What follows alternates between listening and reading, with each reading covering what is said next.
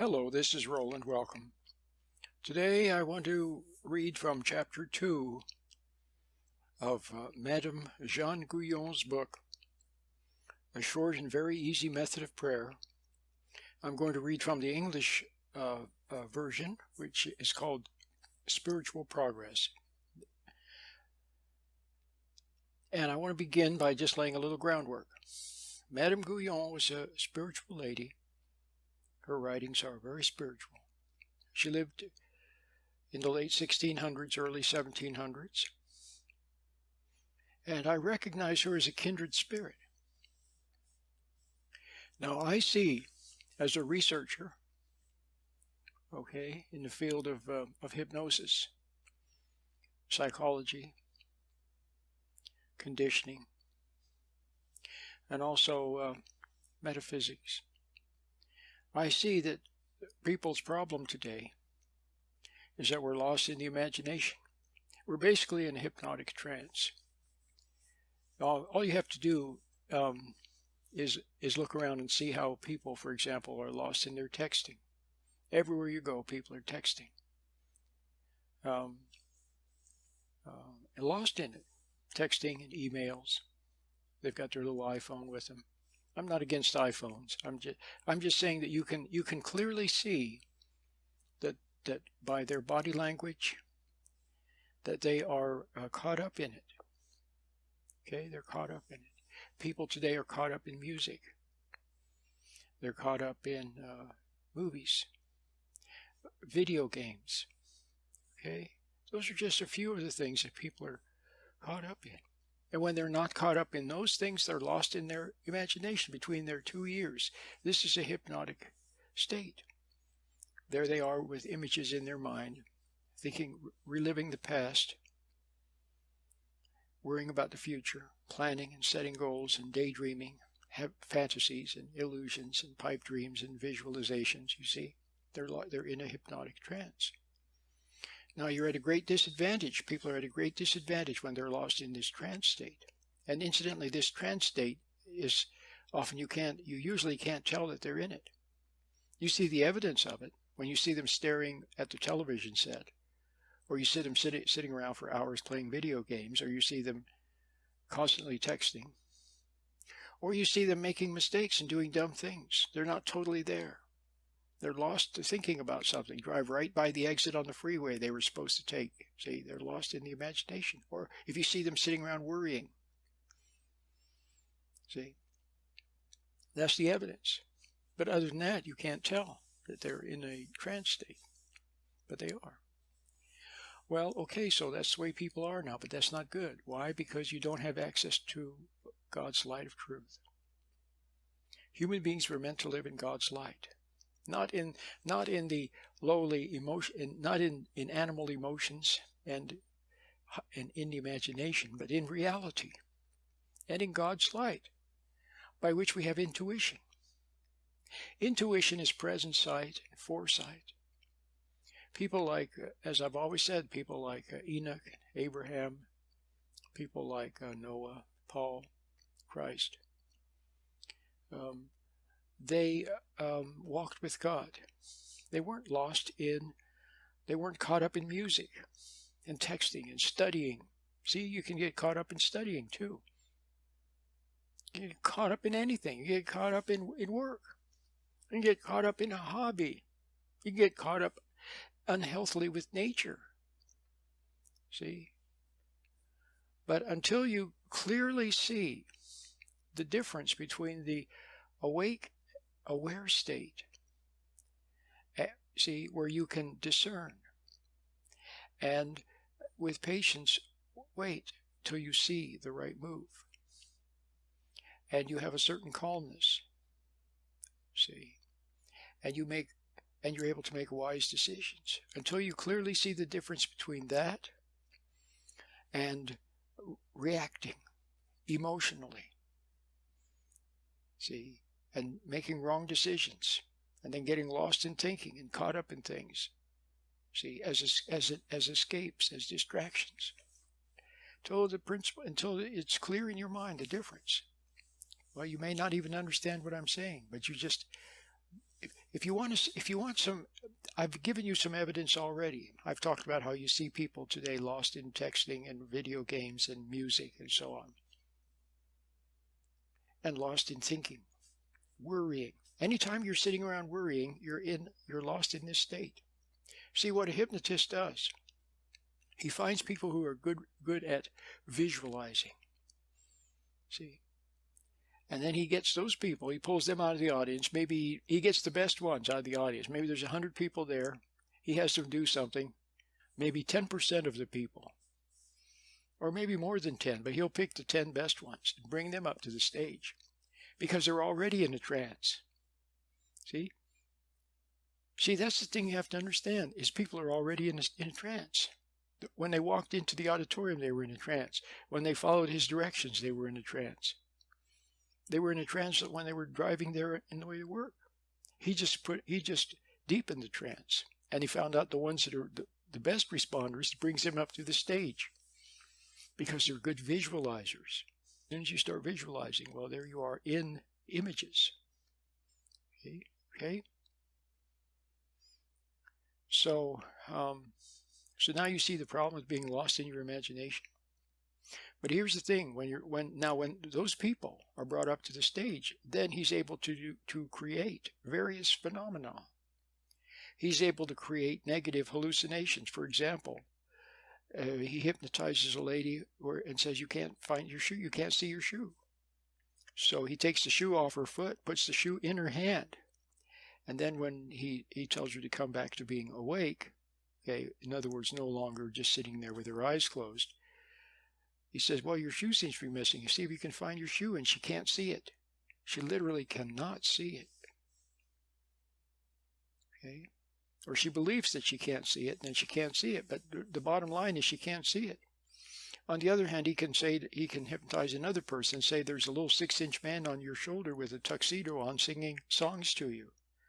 Then you see the person awakening and looking at their shoulder like that because they see a little 6-inch man on their shoulder. They're seeing something that's not there. You can hypnotize a lady, maybe her name is Mary. He hypnotizes her that her name is Bob.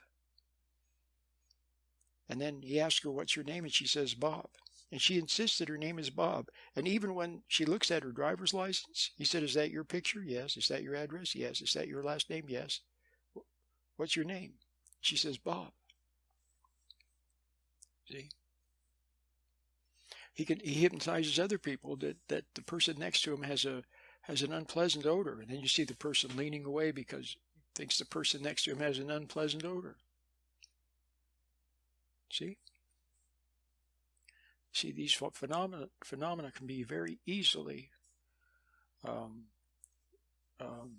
induced, replicated in a laboratory or on a stage. Very, very easy. So you can imagine people walking around at some level of trance. Maybe it's a free-floating trance where they react and respond and take their cues from all different things in the environment. Other people are in a more directed trance where they're under the direction of some person or some group or some cause. See, one person is entranced by his mother, another by her dad, or by some leader, religious leader, or her boss, or his boss. See, or whoever, teacher. See, and various ones. Maybe her mother worships her mother. She in class, she's entranced by teachers and what they say, and then she goes to the doctor and she has a white coat syndrome and she's entranced by whatever he says. Then she goes on the internet and there's somebody that she respects and that she believes what he says. See? You see how people are so directable. So you can't know how are you going to know whether what you think is true or not? What you believe is true or not? Is it really true? So the question is, when you believe something, is it really true or not? See? Maybe you're believing the opposite of what really is the case. If a person can be convinced that their name is Bob when their name is really Mary, see, what else might people be walking around thinking that's true that's not really true? Very well. So, But the worst part of it is you can't. Not only do you make mistakes, not only are you directed by others, you don't even realize you think it's your own idea. See, what about commercials? They influence people. They influence people. Culture influences people. Used to people going out and following the latest fad, the latest fashion. See, buying the latest music. They're being influenced by someone, something. So you got the idea. But the worst part of it, as I was about to say, is you're separated from God. You are like an ego lost in your visualizations and your imagination. And you're suggestible. But the worst part is that you're separated from God. So, you want to come up to reality where you can be close to God. Not only close to God, have your true identity, know what the truth is, okay? And then begin to solve a lot of your issues. See, if a person responds to the hypnotist, and the hypnotist says your arm is stiff and you can't bend your arm, and then that's the way it is, you see, or the hypnotist says your body is loose and your eyes are closed, see? When they visualize that in their mind and then respond to that, you see how they're responding to the outside stimulus. So when you become reactive, responsive, extremely sensitive to outside direction, well, your body can start to take cues from the outside. You see a lot of people going around with allergies and asthma, very reactive, very upset all the time. What are they doing but taking their cues as to how to respond from outside? So their body is controlled by outside things, you see. So you need to come back to the podium of your mind, take back control of your faculties and of your body, and become less reactive. See, then you'll be less stressed. See, and you'll calm down. And then you also will then have access to God's light, in which you'll be able to discern what is true from what is not true. And God's light will also provide a direction, wordless direction. See, so you'll know whether to turn right or turn left, whether to say yes or whether to say no. You'll know these things intuitively. See? So, to wake up, you have to want to wake up. But then it helps to have a little bit of help. A little bit of help. See, some people wake up when they have the big wake-up call, the morning after the night before. They wake up the morning after the night before and say, "Oh my God." See?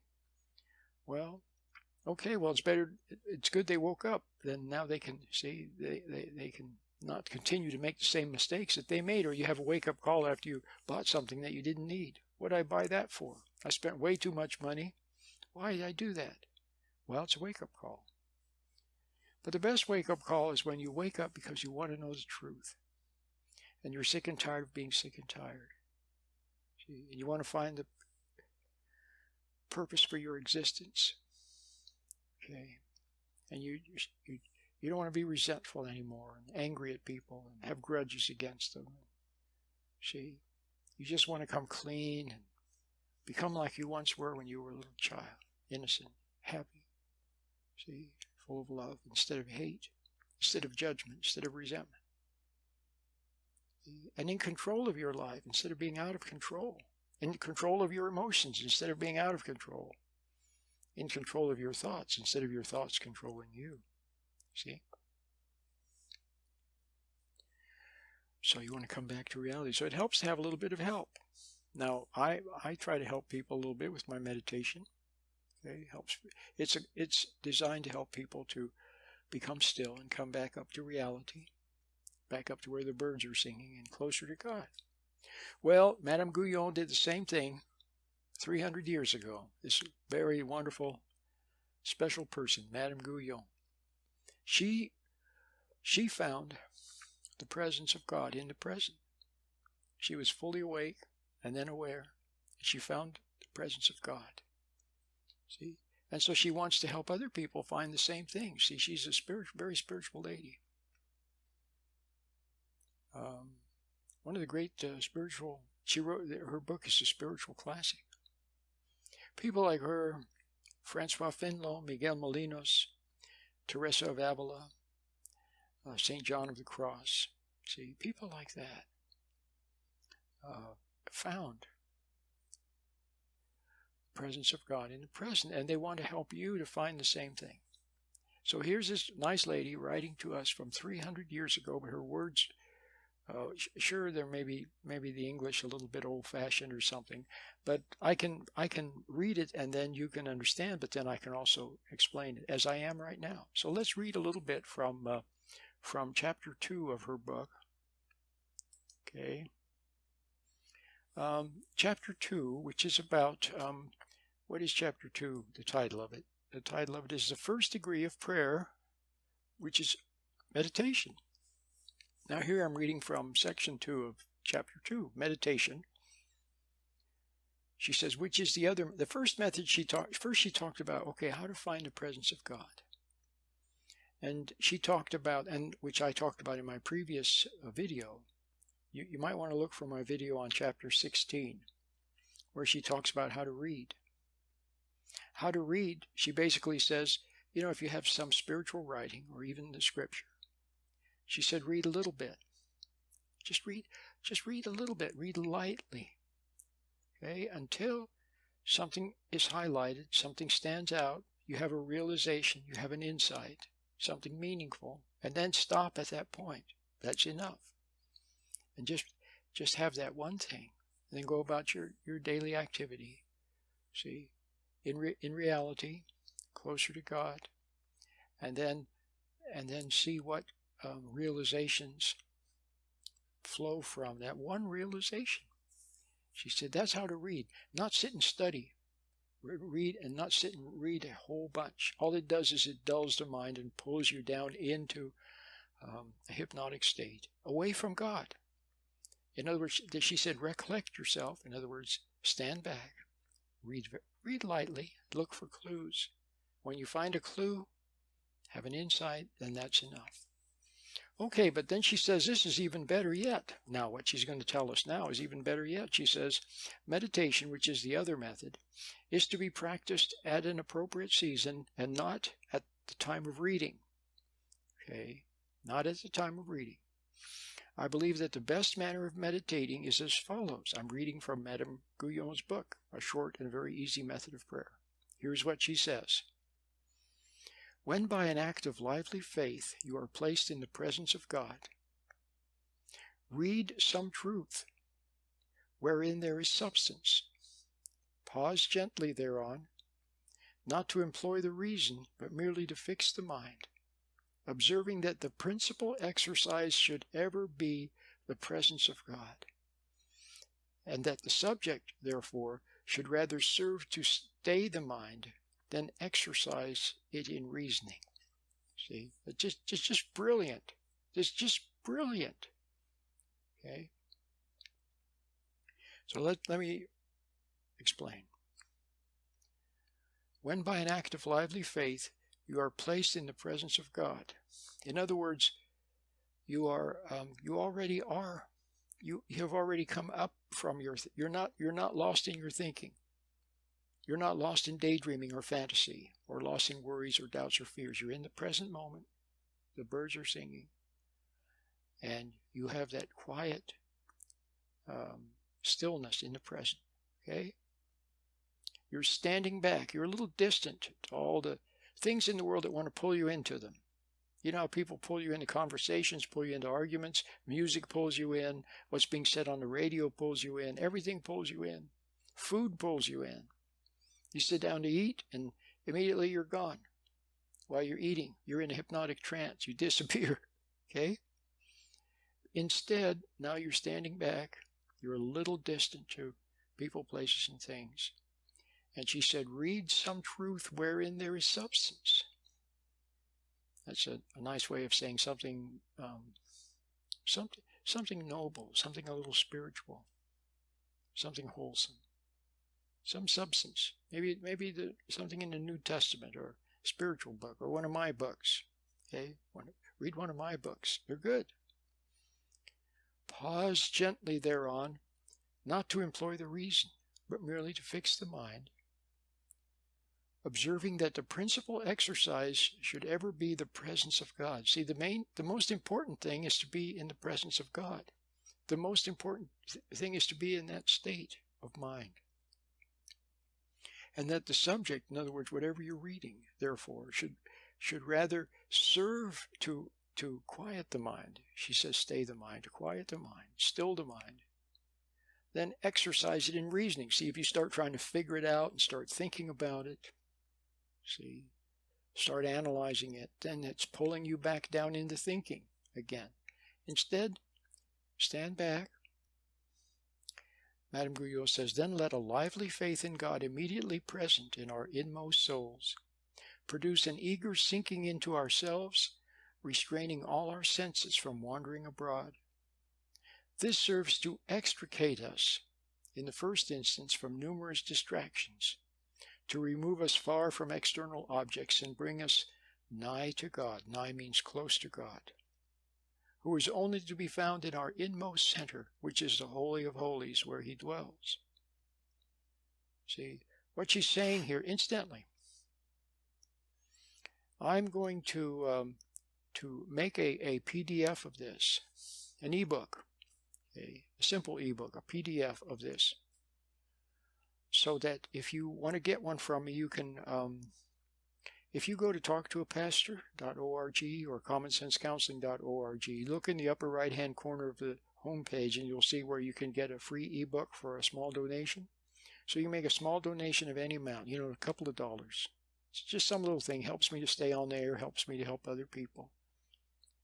Then you just make a small donation there, a couple of bucks, and then I'll send you the PDF of this, what I'm reading from right now. So what she's saying is, that she says that this lively faith, present in our inmost souls, serves to extricate us from numerous distractions and to remove us far from external objects. See, that's what I was saying, that where you're standing back, where you're not so close, you're not pulled into things, you have a little bit of a distant feeling. A little bit of a distant feeling. When you have that little bit of a distant feeling, a little bit of a sense of distance, okay, then that brings you close to God. It draws you close to God, who is only to be found in our inmost center, which is the Holy of Holies, where he dwells. He has promised to come and make his abode with a person who does his will. Okay? And that, of course, is John 14, verse 23. John 14, the Gospel of John 14, chapter 14, verse 23. Jesus says, this is the King James Version, Jesus answered and said to him, if a person loves me, he will keep my words. He will keep my teachings.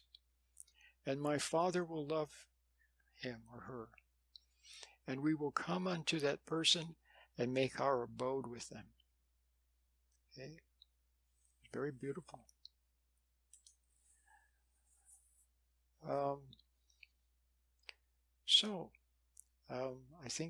I think this is enough for today. Enough for today. Because I've covered the very important basic things, which is the idea of being able to stand back. So if you can find with the help of my meditation, okay, you can find what Madame Guyon is talking about here. We're able to stand back and have a little bit of mental distance. Not so close to people, places, things.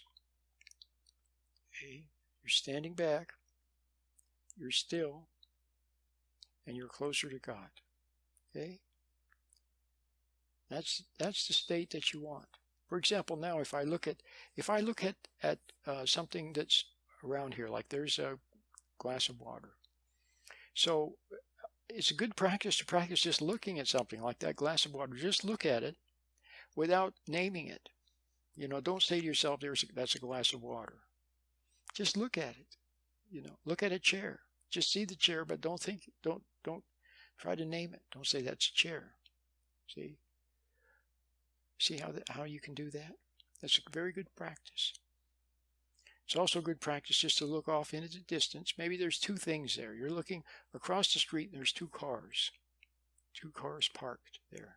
Two vehicles parked. Let's say there's two trees. Let's say there's two trees there. So you defocus. See? Remember, concentration produces hypnosis.